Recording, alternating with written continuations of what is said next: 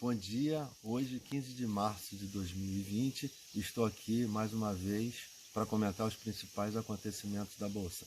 Eu sou Osmar Santos e começamos com a primeira questão. Chegamos ao fundo do poço na Bolsa? Essa é uma questão que vamos analisar e comentarei mais ao final. Antes eu vou fazer uma contextualização.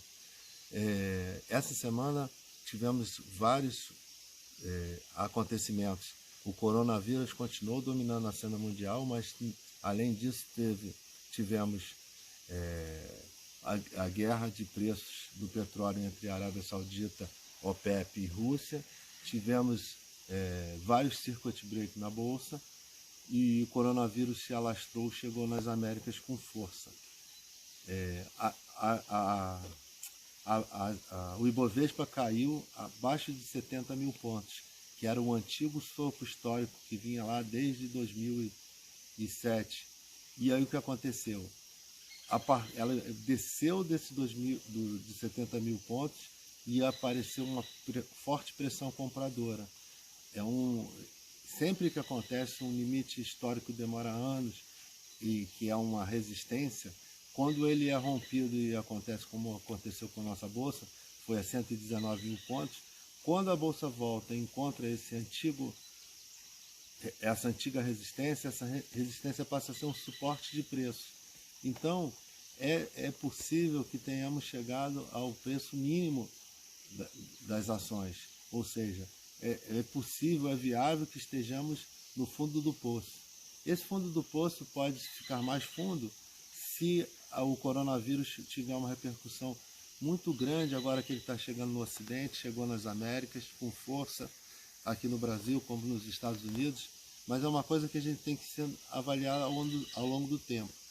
Nós que aplicamos na Bolsa, investimos, temos que ter um planejamento. Se você está investindo por longo prazo, nesse momento você pode comprar as ações, aquelas que você escolher, porque elas estão com preços muito atrativos. Contudo, se você quer trabalhar no curtíssimo prazo, você tem que ficar acompanhando as oscilações dos acontecimentos do dia a dia.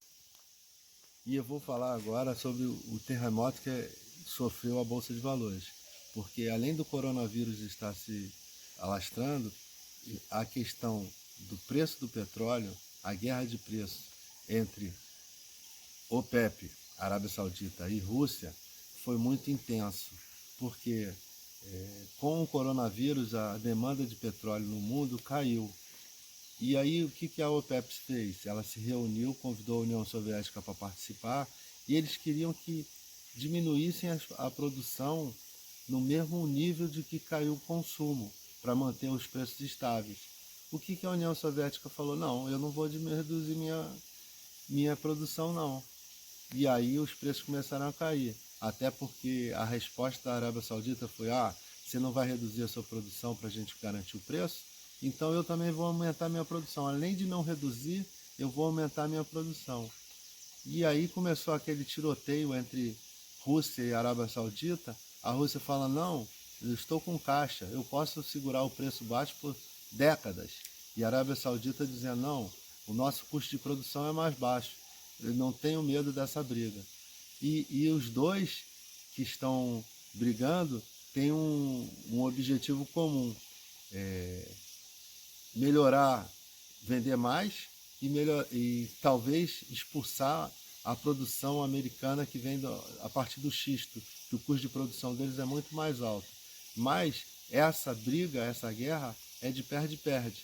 Quanto mais tempo o preço fica baixo, mais tempo tanto a União Soviética quanto a Arábia Saudita e outros países produtores vão estar perdendo dinheiro.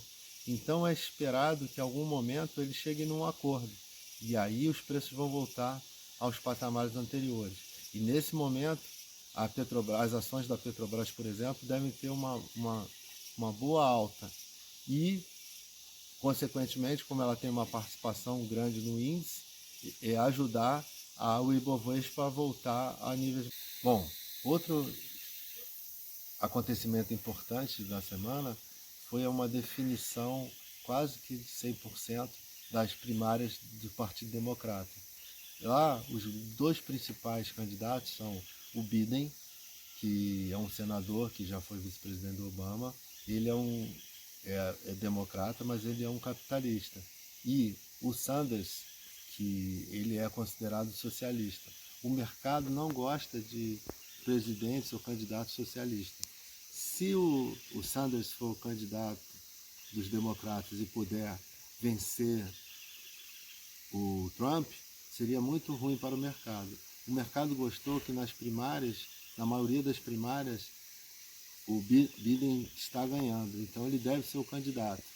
Que, além disso, acredita-se que o Trump terá facilidade de vencer o Sanders. Então, isso deu um bom impulso no mercado na terça-feira, que ela teve uma recuperação por todo o mundo. Mas aí, com o coronavírus continuando na crise mundial, a bolsas mundiais, e aqui no Brasil também, quarta e quinta caíram. Só que na sexta-feira, o governo Trump disse que vai botar 5 trilhões para ajudar os impactos do coronavírus na economia mundial. E isso repercutiu bem, e as ações começaram a subir. E para finalizar os acontecimentos positivos, na China tem informado que está sendo controlada a epidemia. Então, o número de casos novos tem diminuído dia a dia e o número de altas tem aumentado. Isso é um outro indicador importante, que o coronavírus tem uma vida de talvez um trimestre. Atrapalhou o primeiro trimestre da economia chinesa, vai atrapalhar o segundo trimestre da economia americana, talvez, mas não mais que isso. Então, esse foi um outro aspecto positivo.